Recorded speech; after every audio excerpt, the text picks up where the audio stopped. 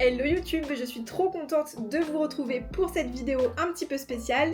C'est une vidéo que je vous ai promis il y a déjà quelques temps. Comme vous le savez, comme vous l'avez vu dans les vlogs, je suis un petit peu en train de modifier les contenus qu'il y a sur la chaîne, donc j'ai plus envie de faire seulement du contenu autour du tatou, mais surtout du contenu autour du dessin, de la pratique artistique pour vous donner des petites techniques et surtout pour partager ça avec vous. Et aujourd'hui, je voulais vous montrer quelque chose qui me semble assez indispensable. C'est la façon dont vous pouvez apprendre à utiliser Procreate. Pour ceux qui ne savent pas, quand vous achetez un iPad, vous pouvez acheter Procreate. Il me semble que c'est 9 € à vie.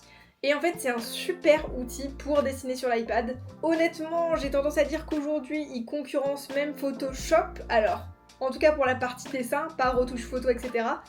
Parce que en termes de rapport qualité-prix, il y a vraiment beaucoup d'artistes qui passent de plus en plus sur Procreate, ou même des nouvelles personnes qui ont envie de se lancer dans le dessin, qui vont sur ce logiciel parce qu'il est super accessible. Alors bien sûr, vous avez besoin d'une petite prise en main, et c'est pour ça que je vous fais cette vidéo aujourd'hui, mais clairement, ça peut vraiment vous faciliter les choses pour dessiner et pour vous familiariser au dessin plus numérique. Sachant que je vous fais une petite parenthèse parce qu'on a souvent ce préjugé, si vous ne savez pas dessiner à la main, vous ne saurez pas mieux dessiner sur l'iPad et vice versa. En fait, le dessin, c'est aussi des techniques mentales. Donc sans ça, si vous n'avez pas ces techniques, si vous n'avez pas l'expérience de dessiner, de vous poser les bonnes questions pendant le dessin, ou tout simplement si vous n'avez pas bossé un petit peu le dessin d'observation ou tout ce qu'on appelle les fondamentaux du dessin, que ce soit sur papier ou sur iPad, c'est la même chose. Donc bien sûr, l'iPad va faciliter certaines choses. Par exemple, vous pouvez avoir des assistances de traits, ce qui fait que votre trait va être beaucoup plus net et tendu beaucoup plus facilement. Vous avez aussi par exemple les systèmes de calque, donc comme sur Photoshop, qui peuvent aussi grave vous aider. Mais sinon, si vous n'avez pas les techniques de base de dessin, ça sera la même chose en fait sur papier. Donc aujourd'hui, je vais tout vous expliquer vraiment sur les bases de Procreate. Honnêtement, il faudrait plusieurs vidéos pour voir tous les aspects de cette application. Mais je vais déjà vous expliquer la base et tous les outils et comment se déplacer dans l'appli, comment enregistrer des images, etc. Donc je pense qu'il y en a pour un bon petit moment, donc n'hésitez pas à vous poser, à prendre des notes et tout. Et petite parenthèse aussi, actuellement, si je dis pas de bêtises, Procreate n'est disponible que sur iOS, donc en fait que sur les iPads. Si vous avez une tablette Samsung ou autre, normalement vous n'avez pas accès à ce logiciel. Et je ne connais pas les autres logiciels de dessin sur les autres tablettes. Si jamais il y en a parmi vous qui les ont testés et qui peuvent nous faire un retour, ça serait trop cool de nous le dire en commentaire. Bref, du coup, je commence la vidéo. Donc, vous allez voir l'écran par ici. Quand on ouvre Procreate, vous allez avoir, donc là par exemple, moi j'ai tous ces différents fichiers. En gros sur Procreate, vous allez pouvoir ranger vos fichiers par sorte de petits dossiers, donc c'est pas hyper poussé, mais ça permet déjà de faire du tri. Par exemple là, si je clique sur Flash, tac, j'ai tous mes flashs qui sont juste ici. Je vous fais une parenthèse, mais si ça vous intéresse de voir tout le contenu de mon iPad, je vous mets le petit i avec la vidéo ici, sur mon iPad Tour, où vous pouvez voir tous mes dessins, vraiment tout ce que j'ai fait, depuis que je l'ai acheté, et ça fait maintenant 4 ans. Bref, je reprends la vidéo. Donc déjà, là vous allez pouvoir trier par dossier. Donc c'est hyper simple. Quand vous aurez créé par exemple un fichier comme vous le voyez ici, il vous suffit de cliquer et glisser là où vous voulez. Vous voyez, vous avez une sorte de surbrillance en bleu. Et en fait, ça vous permet, hop, de faire entrer le fichier à l'intérieur de votre dossier. Pareil, si vous voulez sortir un fichier d'un dossier, vous restez appuyé, hop, vous le faites glisser sur le nom du dossier et vous pouvez le repositionner là où vous le souhaitez. Encore une fois, vous verrez, Procreate, c'est quand même assez intuitif, donc là-dessus, c'est relativement simple. Ensuite, si vous avez envie de créer un fichier, il vous suffira de cliquer en haut à droite, vous voyez sur le petit plus qui est en surbrillance.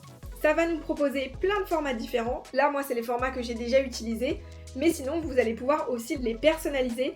Par exemple, quand vous voyez écrit une nouvelle toile juste à droite ici, là où je clique, vous pouvez donc cliquer dessus, ça va vous ouvrir un autre fichier. Et là, encore une fois, je rentre pas trop dans le détail pour pas vous perdre, mais vous allez pouvoir régler la largeur de votre fichier en pixels, etc. D'ailleurs, si vous avez besoin de convertir votre mesure, c'est tout en bas à gauche de l'écran. Vous voyez, vous avez juste à cliquer sur centimètres, millimètres, pouces, pixels, etc. Donc ça vous permet de créer un fichier. On va en créer un ensemble pour l'exemple, donc on va faire n'importe quoi.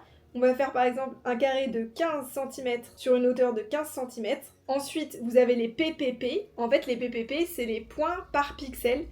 C'est le nombre de pixels qu'il y aura en fait dans votre fichier selon sa taille.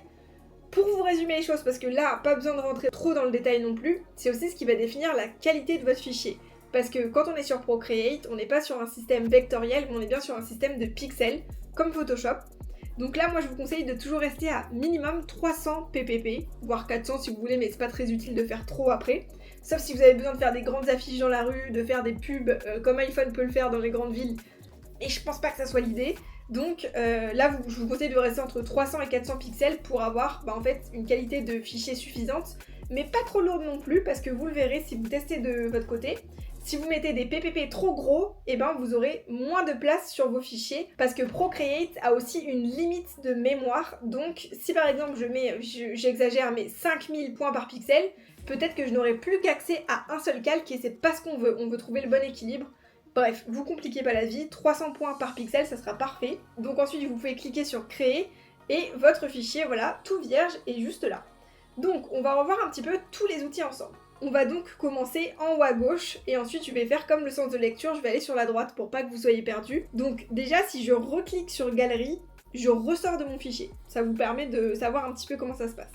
Je reclique dessus, ça me permet de re-rentrer à l'intérieur. Ensuite, sur la petite clé, quand je clique dessus, dans les actions, donc dans ajouter, vous voyez, c'est ce qui est en surlignance de bleu, vous avez tout ce qui va vous permettre d'insérer des choses. Donc par exemple, vous avez inséré un fichier, si vous avez besoin, je sais pas, d'insérer un PDF par exemple, insérer une photo, là ça va vous permettre d'insérer par exemple une photo qui est présente dans votre galerie d'iPad, prendre une photo, là ça va tout simplement, ça va tout simplement en fait vous permettre de prendre une photo en direct avec l'iPad et de l'insérer dans votre fichier Procreate. Ajouter du texte, ça c'est assez utile, c'est un mini outil de traitement de texte qui vous permet d'écrire n'importe quel mot. Et vous voyez, en cliquant dessus, tac, j'ai accès du coup à plein de typographies, plein de modifications de texte, donc c'est assez pratique. Par exemple, quand vous voulez faire des posts pour Instagram, c'est parfait. Pour ceux qui ont des comptes dessins, tatou, vous voyez ce que je veux dire. Voilà, donc ça c'était le petit essai texte. Je switch déjà dans d'autres éléments, mais vous aurez toutes les infos. De toute façon, vous allez vous familiariser avec. Honnêtement, moi j'ai appris Procreate juste de mon côté en découvrant le logiciel. Donc il faut aussi le voir comme ça, c'est-à-dire je vous apporte des infos, mais après il faut vraiment vous pratiquer et juste que vous vous baladiez dans le logiciel pour essayer de comprendre les fonctionnalités. Là, vous voyez, on a switché déjà sur la droite de l'écran, ici où je clique. Donc en haut à droite, quand vous avez les deux papiers l'un sur l'autre, ce qui est surligné actuellement en bleu, c'est le système de calque. C'est exactement comme sur Photoshop. Si vous avez un calque en dessous, donc le calque numéro 1 et le calque qui est au-dessus, donc notre texte, ça veut dire que si je dessine des choses en dessous du calque 1, c'est quand même le calque 1 qui sera priorisé et c'est lui qu'on verra en premier. Vraiment, si vous faites le test avec chez vous deux feuilles, l'une superposée l'une sur l'autre, vous voyez ce système-là, c'est exactement ça. Je sais qu'au début ça peut être un peu bizarre, on n'a pas forcément le mindset ou la logique pour se dire c'est quoi ces systèmes de calque, mais vous allez voir qu'une fois que vous y êtes familiarisé, c'est incroyable et ça permet de gagner du temps, de faire plein de modifications sans modifier tout son dessin. C'est aussi la grosse force de Procreate, Photoshop, etc. Mais on y reviendra après. Tac, donc je reviens dans ma petite clé, dans les actions, dans ajouter. Je vous ai montré comment ajouter du texte. Ensuite, vous avez tous les outils classiques, couper, copier, copier la toile, etc. Donc couper, copier, ça va fonctionner, je reviens sur les calques ici, sur votre calque actif. Qu'est-ce que ça veut dire un calque actif? C'est le calque sur lequel je suis en train de travailler. Ça aussi, ça va être super important. S'il y a un truc qui bug, le premier truc à vérifier, c'est dans vos calques. Est-ce que vous êtes bien sur le calque, par exemple, numéro 1 et pas sur le calque 3, si vous avez besoin de faire des modifs sur le calque 1. J'y reviendrai aussi, mais ça, super important. Et du coup, le calque qui est actif, c'est le calque qui est en surlignance bleue. Donc je reviens toujours dans la petite clé action ajoutée. Si par exemple je fais couper ou copier, ça va s'appliquer au calque sur lequel je suis et non pas à tout mon fichier Procreate que je viens de créer. Par contre, si je fais copier la toile, là, ça va copier l'intégralité en un seul coup de mon fichier.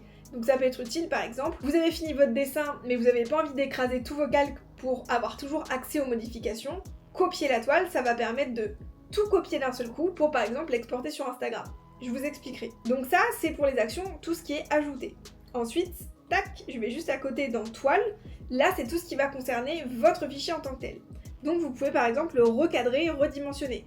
Vous pouvez, vous voyez, glisser ici par exemple pour permettre en fait juste de modifier la largeur de votre fichier. Si par exemple vous cliquez dans réglages en haut, là vous avez encore d'autres éléments qui sont utilisés, mais je pense que ça sert à rien d'aller trop loin dans cette vidéo. Dans tous les cas, si vous avez des questions, posez-moi tout en commentaire et j'y répondrai. Voire j'y répondrai avec une vidéo, comme ça me permettra de vous montrer un petit peu comment ça se passe. Une fois que j'ai recadré mon fichier comme je le voulais, je clique sur OK. Vous voyez, recadrage de la toile, on est OK. Tac, je reviens dans mes outils. Ensuite, vous avez l'assistant d'animation. Là, ça vous permet de créer des petites animations comme son nom l'indique. Si je clique sur lecture, ça me crée cette animation. Je vous montrerai peut-être des exemples tout à l'heure, mais en fait, chaque calque maintenant correspond à une fiche de votre animation. Donc on est un peu moins dans le système de calque, de dessin pur, où on superpose des éléments pour créer une image finale. Là, c'est vraiment toutes les images qui sont ajoutées les unes aux autres, système d'animation, pour créer une animation. Donc ça peut aussi vous intéresser. Moi, j'en ai fait quelques-unes dessus, c'est un peu long, mais franchement, c'est pas mal quand on débute. Donc, hop, je reclique dessus, vous voyez, sélection bleue, c'est actif, je reclique, c'est plus actif. J'enlève l'assistant d'animation. L'assistant de page, il est en lien avec l'assistant d'animation. Je m'en sers jamais, donc je vous en parlerai pas plus. Honnêtement, j'ai pas encore capté son utilité. Ensuite, vous avez le guide de dessin, et là, il y a plein de choses qui vont vous intéresser. Une fois que votre guide de dessin est activé, c'est important de l'activer pour que ça fonctionne, pour avoir les fonctionnalités que je vais vous montrer. Si vous le désactivez, ça coupe ces fonctionnalités-là. Ça, gardez-le bien en tête, c'est important. Donc, dans les fonctionnalités de dessin, vous allez avoir la grille 2D, isométrique, perspective et symétrie. Donc, la grille 2D, comme son nom l'indique, ça va vous créer un quadrillage. Vous voyez où il est écrit 75 pixels. Si vous cliquez dessus, ça vous ouvre de quoi mettre les dimensions que vous souhaitez au niveau des carreaux. Donc, en gros, les carreaux vont vous permettre soit d'avoir un repère avec une grille, des fois ça peut servir, mais si vous cochez ici le petit dessin assisté, en fait, donc vous cliquez ensuite bien sûr OK ici en haut à droite, tac, ça va en fait, même si mon trait je le trace comme ça va me tracer un trait qui est parallèle ou perpendiculaire à ma grille. Donc honnêtement pareil, ça je comprends pas trop l'utilité, mais si par exemple vous voulez faire un quadrillage ou quelque chose comme ça peut peut-être vous servir. Sachant que haute subtilité, là je suis obligée de switcher entre deux outils pour que vous compreniez bien tout. En haut à droite, ici, quand j'ouvre mes calques, vous voyez actuellement on est sur le calque numéro 1, donc le fameux calque où on peut faire nos traits. Vous voyez que là où il y a écrit en surlignance bleue calque numéro 1, vous avez écrit assisté. Donc ça veut dire qu'actuellement ce calque 1, on lui a appliqué la fonction d'assistant de dessin.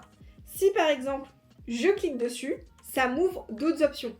Si j'enlève assistant de dessin et que maintenant je redessine, vous voyez, j'ai plus l'assistant de dessin, c'est-à-dire le trait bien net par rapport au quadrillage.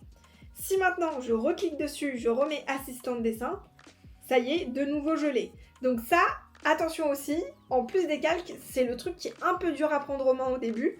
Par exemple, je vais vous montrer juste après l'outil de symétrie. Très souvent, vous allez vouloir appliquer une symétrie, mais si par exemple, j'ai appliqué ma symétrie sur mon calque 1 et que sans faire gaffe, je vais sur mon calque 3 et que j'essaie de réavoir l'assistant de dessin, comme là j'essaie de le faire, je dessine, mais en fait c'est pas droit, vous allez vous dire, mais je comprends pas. Quand je viens ici dans mes paramètres, guide de dessin, ici, il est bien activé. Donc pourquoi une fois que je suis sur mon calque numéro 3, ça ne fonctionne pas? Parce qu'il faut bien cliquer dessus et cliquer sur assistant de dessin. Et là, vous voyez que le calque numéro 3 a le petit sigle assisté juste en dessous de son nom. Sans ça, voilà, ça ne fonctionnera pas. Donc ça aussi, soyez vigilants. Il y a très rarement des bugs en réalité de l'application. Très souvent, c'est tous ces petits détails qu'il faut vraiment prendre en compte et auxquels il faut faire gaffe pour être sûr que voilà, votre assistant de dessin fonctionne bien. Je reviens modifier le guide de dessin. Je vous ai montré la grille 2D. Isométrique, c'est le même principe, mais en isométrique. Perspective, là c'est hyper intéressant et peut-être que je pourrais vous en parler un petit peu plus quand je vous ferai des vidéos sur la perspective. En gros, c'est en cliquant ici sur votre écran que ça va vous créer des points de fuite avec vos lignes de fuite et ça vous crée vraiment un assistant pour la perspective. Si vous voulez faire une illustration, mettre un personnage en perspective, honnêtement cet outil c'est de la bombe. Ça vous évite d'avoir à tracer toutes vos fuyantes, votre ligne d'horizon. Tout est vraiment fait en 2 clics. Et ensuite, le dernier outil, et je passe un peu vite pour pas trop tout vous expliquer, mais par exemple, voilà, vous pouvez régler l'opacité, l'épaisseur, et vous voyez que ça c'est lié à vos lignes. Ça c'est juste des petits outils en plus. Tout en haut, juste en dessous du guide de dessin, vous voyez là je suis en train de faire défiler les couleurs. Donc en fait ça permet de changer les couleurs de mes lignes aussi. Donc voilà, ça je rentre pas dans le détail, n'hésitez pas à checker un peu de votre côté. J'essaie vraiment de vous expliquer le plus rapidement possible dans les grandes lignes tous les éléments. Et ensuite, le dernier outil guide de dessin, ça va être la symétrie. La symétrie, vous avez plusieurs choses. Quand vous cliquez sur options, vous avez soit la symétrie, vous voyez, verticale, qui est donc en plein centre de la page. Vous avez la symétrie horizontale. Pareil, en plus, si vous voulez, vous pouvez la déplacer. En cliquant sur le petit rond bleu et en le saisissant, tac, vous pouvez vraiment le déplacer sur la page. Et le petit rond vert, lui, ça va vous faire changer l'orientation de votre ligne. Je reviens dans les options. Vous avez aussi la symétrie quadratique, donc là en 4, ou radiale. Je vous laisserai tester les autres petits éléments, mais si par exemple on reste sur la symétrie radiale, en haut à droite ici on clique sur OK, donc ça nous valide bien le fait que ça soit assisté. Je clique sur mes calques et on voit que le calque 3 en surlignance bleue, donc celui qui est actuellement actif sur lequel on travaille, il est bien assisté. Donc c'est OK, on va faire le test ensemble. Effectivement, la symétrie fonctionne, donc tout est bon. Je continue à vous montrer les autres outils. Ensuite, vous avez ici, tac, l'outil référence. En fait, c'est génial, ça vous permet tout simplement d'ajouter une petite référence visuelle à votre Procreate. Vous pouvez avoir soit votre toile en référence, vous allez vous dire mais à quoi ça sert? Eh ben, ça peut servir en fait, si par exemple, là je mets mon image en petit mais que moi je peins en zoomé, eh ben d'avoir du recul sur ce que je suis en train de faire. Ça honnêtement, c'est sous-estimé mais c'est un outil qui peut être vraiment chouette. Tac. Si vous recliquez dessus, donc sur la petite référence, vous pouvez aussi par exemple ajouter une image, donc là vous allez importer une image depuis votre galerie, et visage, je crois que c'est pour prendre une photo, c'est bien ça. Coucou, c'est bien moi. Donc voilà comment vous pouvez utiliser tout ce qui est référence. Tac. Ensuite vous avez retourné horizontalement et verticalement, voilà ça vous permet tout simplement de faire un switch de votre calque, et ensuite information sur la toile, c'est tout ce qui va vous donner les infos sur votre fichier. Tac. Ensuite, dans le petit outil, juste après la clé, on a une sorte de petite baguette magique avec des petites étoiles. Là, je vais pas rentrer dans le détail non plus, allez-y, checkez un petit peu, mais vous avez des outils un peu de retouche de couleurs, retouche photo, teinte, saturation, courbe, etc.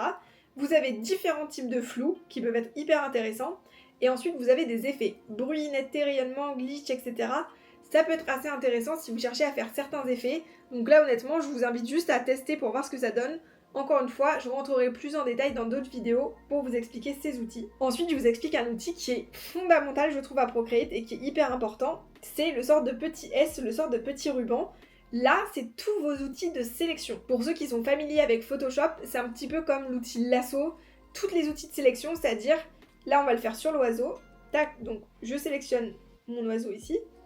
Et je vous montre par exemple, là, je suis en surbrillance sur à main levée.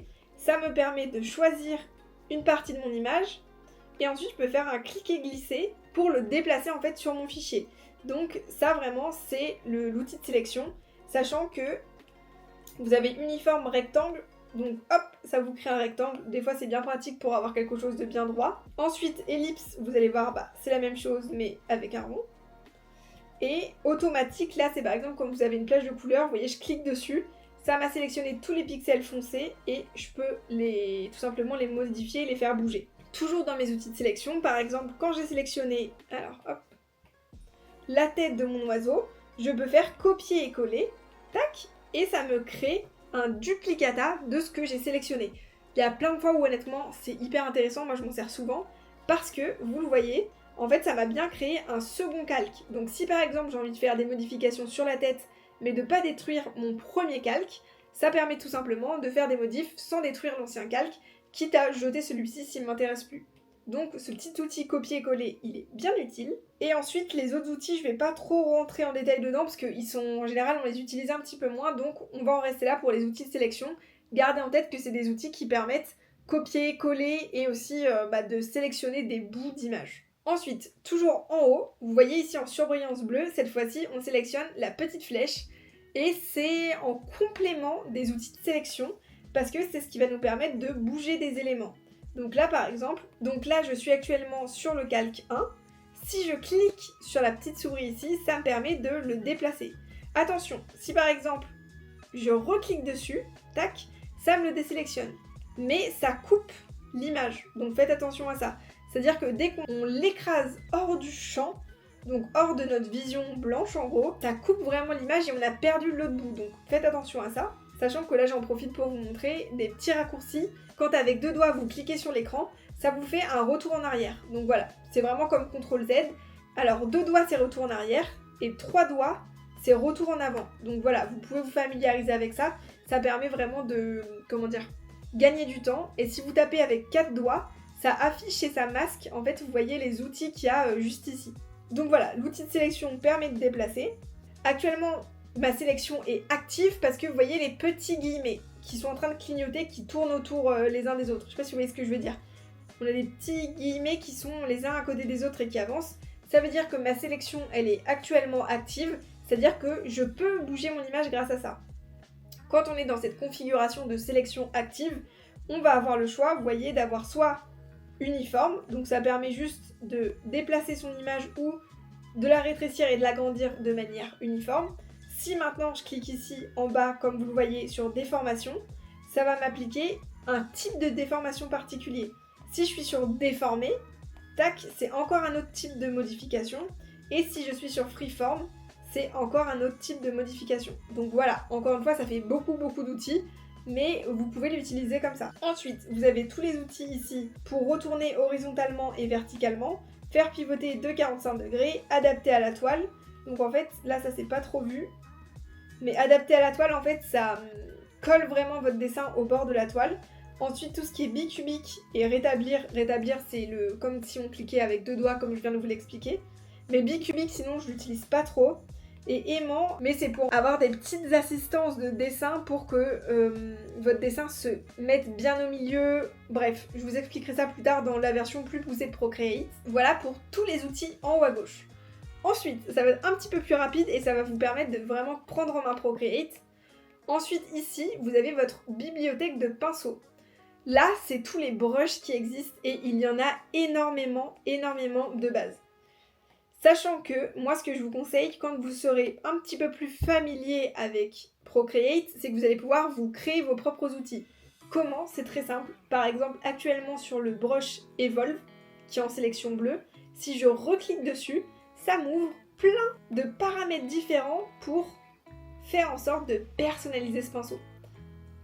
On va pas rentrer dans le détail, ça va faire un petit peu trop, mais sachez du coup que Procreate donne vraiment plein de possibilités. Mais voilà, on va se calmer, on va rester moi dans mes brushes à moi.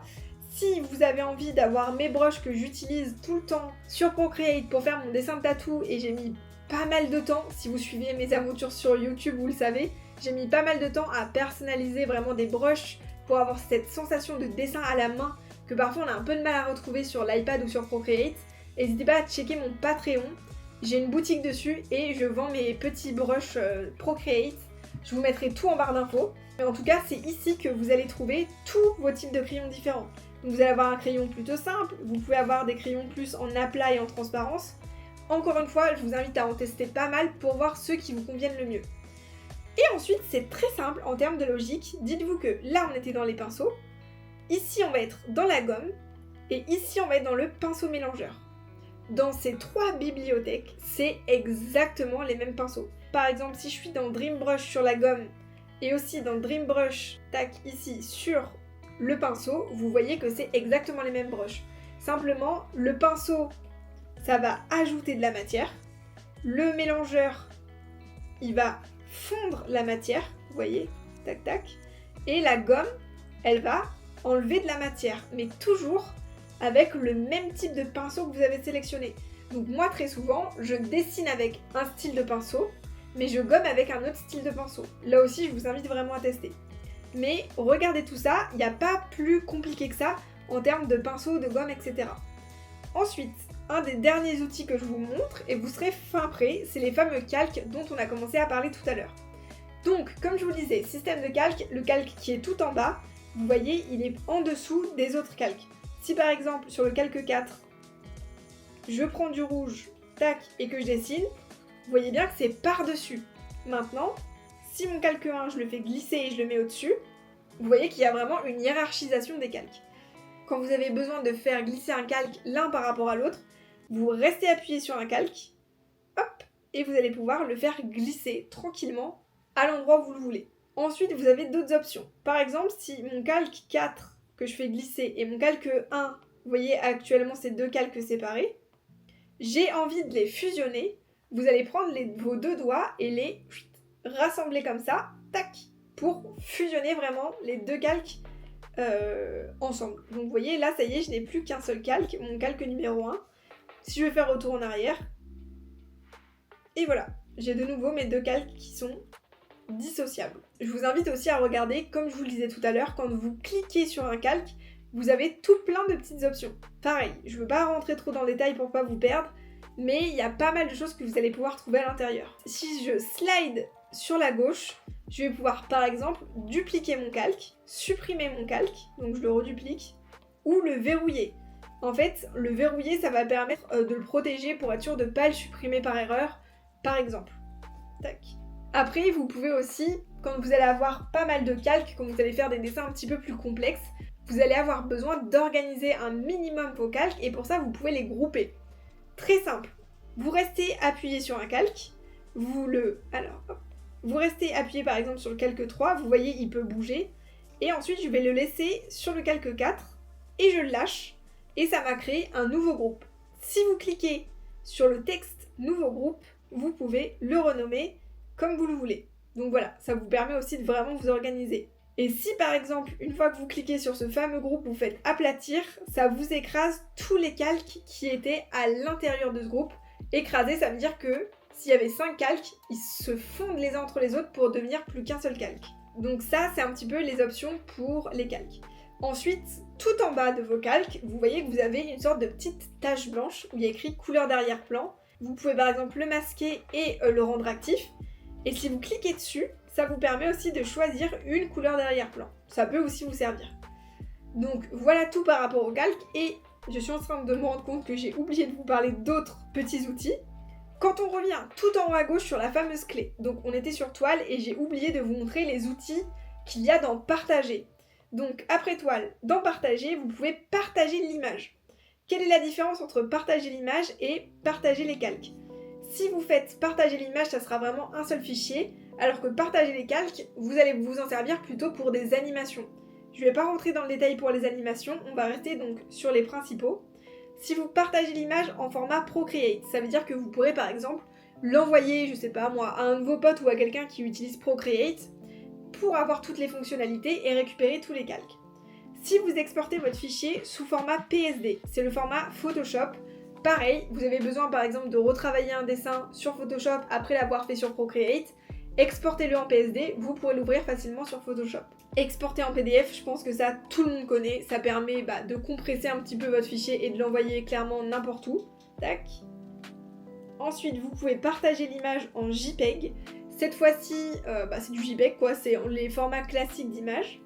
Ensuite, vous avez le format PNG. Celui-ci, il est intéressant quand, par exemple, je supprime ma couleur d'arrière-plan. Ça veut dire qu'actuellement, j'ai une image, vous savez, avec un fond transparent. Et c'est en l'exportant en format PNG que ça pourra se voir si vous l'envoyez par mail pour conserver ce fond transparent. Et ensuite, le format TIFF. Alors lui, on l'utilise plutôt pour des grands formats ou pour garder énormément d'informations dans votre toile. Par exemple, moi je sais que quand j'ai créé mes bannières pour les conventions tattoo, donc c'est vraiment des grandes bannières, j'exportais avec le format TIFF pour qu'il y ait assez d'informations pour l'imprimeur.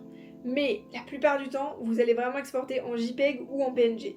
Ensuite, pour passer aux autres outils, et on a bientôt fini et vous aurez toutes les clés pour commencer à dessiner, si vous allez dans vidéo, vous allez pouvoir, en fait, moi je vous conseille de toujours l'activer, ça va vous permettre d'exporter tout le dessin que vous venez de faire en timelapse. Donc si vous cliquez sur exporter la vidéo timelapse, vous pouvez cliquer sur pleine longueur ou 30 secondes. Actuellement 30 secondes n'est pas disponible parce que j'ai pas assez dessiné dessus pour que Procreate puisse me proposer cette option. Mais si je fais choisir une durée de vidéo et que je fais pleine longueur, ça exporte la vidéo et ensuite je peux par exemple l'enregistrer dans ma galerie et la partager sur les réseaux sociaux. Donc c'est assez ludique. Donc ça c'était pour le petit outil vidéo. Ensuite dans préférences, donc là je vous laisse tester, c'est plein de petits outils qui vous permettent d'adapter Procreate à votre façon de bosser. Est-ce que vous voulez une interface claire ou une interface foncée, interface main droite ou main gauche, vous voyez ça peut être cool pour les gauchers. Bref, il y a plein de petits éléments que je vous invite à regarder. Et ensuite dans Aide, là vous n'en aurez pas vraiment besoin. Mais voilà, il y a une dernière chose que je dois vous montrer. Vous vous êtes peut-être posé la question, tout à gauche de mon écran actuellement, vous voyez j'ai deux curseurs. Si par exemple, je change d'outil, hop, je suis sur une couleur un peu rose. Tac.